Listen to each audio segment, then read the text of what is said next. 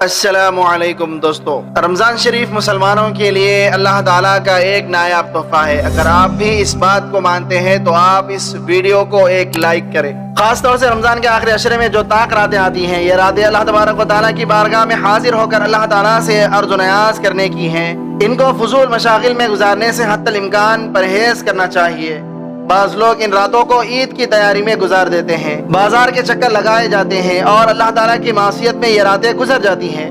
بازار میں کہیں گانا بجانا ہے تو کہیں لڑائی جھگڑا ہے، یہ ناقدری ہے۔ اور اس کی مثال ایسے ہے کہ جیسے اللہ تبارک و تعالیٰ تو آسمان سے سونا برسا رہے ہیں اور بندہ کہتا ہے کہ مجھے یہ سونا نہیں چاہیے بلکہ زمین پر کنکر پڑے ہوئے ہیں، میں ان کو لے لوں گا۔ اب جب کہ رمضان رخصت ہو رہا ہے تو دو کام ایسے ہیں جس کا ہر مسلمان کو اہتمام کرنا چاہیے۔ ایک کام تو یہ ہے کہ اللہ تبارک و تعالیٰ کا شکر ادا کیا جائے کہ اس نے اپنے فضل و کرم سے رمضان کا مبارک مہینہ عطا فرمایا اور روزہ رکھنے اور تراویح کی توفیق بھی عطا فرمائی۔ یہ محض اللہ تبارک و تعالیٰ کا فضل و کرم ہے، ورنہ بہت سے گھرانے ایسے بھی ہیں کہ جن میں پتہ ہی نہیں چلتا کہ کب رمضان آیا اور کب گزر گیا۔ غفلت کے ساتھ پورا رمضان گزر جاتا ہے، نہ ہی روزوں کی توفیق ہوتی ہے اور نہ ہی تراویح کی اور نہ ہی کسی خاص عبادت کی۔ اس لیے اللہ تبارک و تعالیٰ کا شکر ادا کرنا چاہیے کہ اللہ تبارک و تعالیٰ نے ایسے لوگوں میں شامل کرنے کی بجائے ایسے لوگوں میں شامل کیا ہے کہ جن کے گھر میں رمضان آتا ہے اور کچھ نہ کچھ عبادات کی توفیق بھی ہو جاتی ہے۔ دوسرا کام یہ ہے کہ استغفار کریں کہ یا اللہ، آپ نے اپنے فضل و کرم سے ہمیں عبادت کی توفیق عطا فرما دی تھی، لیکن ہم سے اس میں کوتاہیاں ہوئی اور ہم عبادت کو صحیح طریقے سے ادا نہیں کر سکے، اس لیے ہمیں معاف فرما دے۔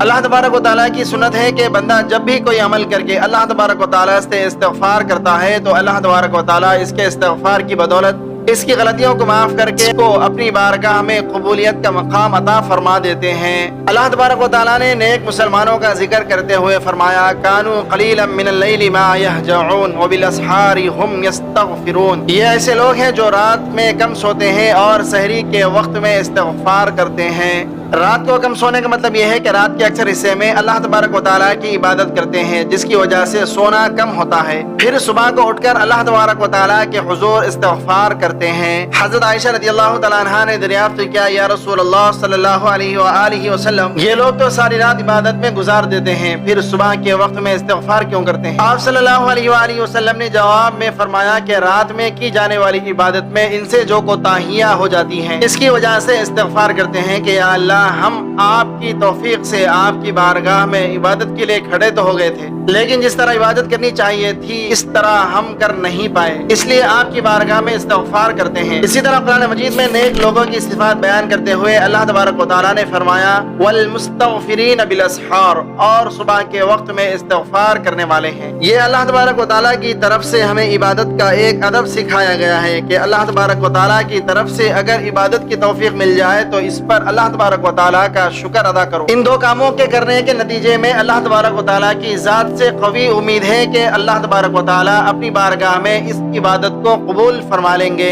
رمضان کا آخری وقت چل رہا ہے، اس وقت کی قدر کرنی چاہیے، اس لیے کہ جس کو اس مہینے میں عبادات اور دیگر طاعات میں لگنے کی توفیق نہیں ہوئی، اس کے لیے ابھی بھی دروازہ کھلا ہوا ہے۔ رمضان ختم ہونے میں کچھ دن باقی ہے، تو یہ بہت بڑی بات ہے۔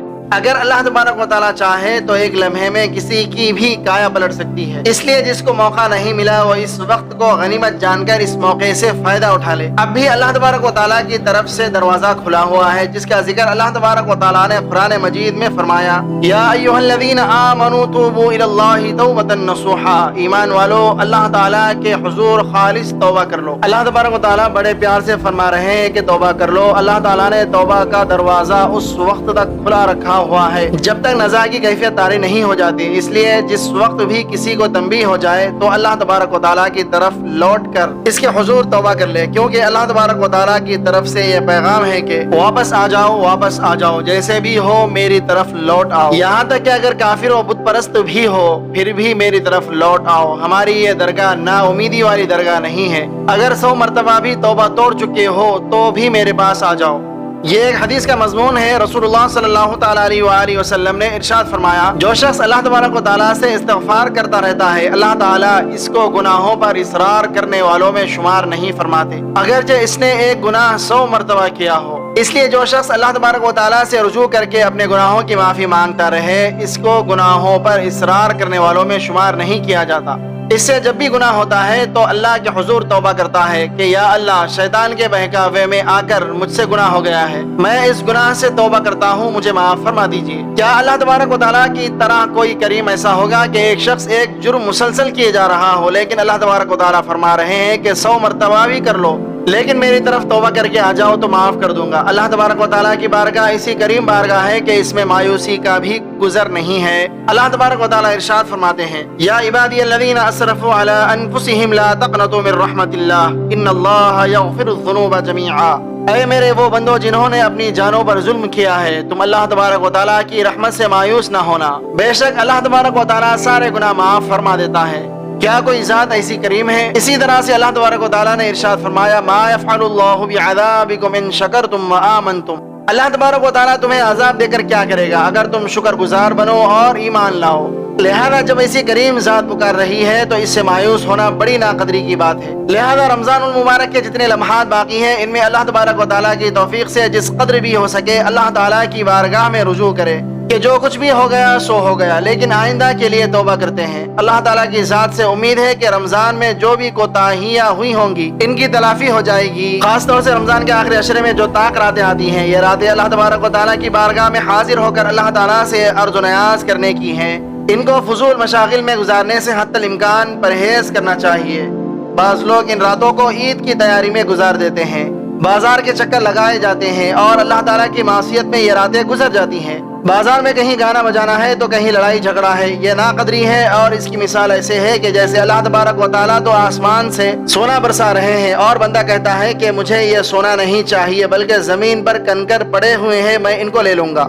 عید کے دن اچھا لباس پہننا نبی کریم صلی اللہ تعالیٰ علیہ وآلہ وسلم کی سنت ہے۔ اچھا لباس پہننے کا مطلب یہ ہے کہ اپنی وسعت اور استطاعت کے مطابق جو بھی لباس میسر آئے اسے پہن لیا جائے، لیکن اس کا یہ مطلب ہرگز نہیں کہ قرض لے کر یا رشوت لے کر یا حرام کی آمدنی کے ذریعے اپنا اور اپنے بیوی بچوں کا لباس تیار کیا جائے۔ اس لیے اگر کوئی اپنی آمدنی کے دائرے میں رہ کر عید کے لیے جو بھی تیاری کر سکتا ہے اس کو اجازت ہے، اور اللہ تبارک و تعالیٰ اس میں ہی برکت اور نور عطا فرمائیں گے، کیونکہ حلال اگرچہ تھوڑا ہی کیوں نہ ہو اس میں برکت اور نور ہوتا ہے، لیکن حرام خواہ کتنا ہی زیادہ کیوں نہ ہو اس میں بے برکتی ہی رہتی ہے اور اس سے نحوست ہی آتی ہے۔ حرام کبھی مصیبتیں ساتھ لاتا ہے تو کبھی بیماریوں کی شکل میں ظاہر ہوتا ہے۔ خلاصہ یہ ہے کہ اللہ تبارک و تعالیٰ کی بارگاہ میں شکر و استغفار کرے اور سابقہ زندگی سے توبہ کرے اور اللہ تبارک و تعالیٰ سے دعا کرے کہ یا اللہ باقی بچی زندگی اپنی مرضی کے مطابق گزارنے کی توفیق عطا فرما دے۔ اللہ تبارک و تعالیٰ اپنے فضل و کرم سے ہم سب کو اپنی مرضی والی زندگی گزارنے کی توفیق عطا فرمائے، آمین۔ اللہ تبارک و تعالیٰ سے دعا ہے کہ اللہ تبارک و تعالیٰ ہمیں رمضان المبارک میں زیادہ سے زیادہ عبادت کرنے کی توفیق عطا فرما دے اور اس مہینے کو ہمارے لیے رحمت بنا کر ہماری پریشانیوں کو دور فرما دے، آمین۔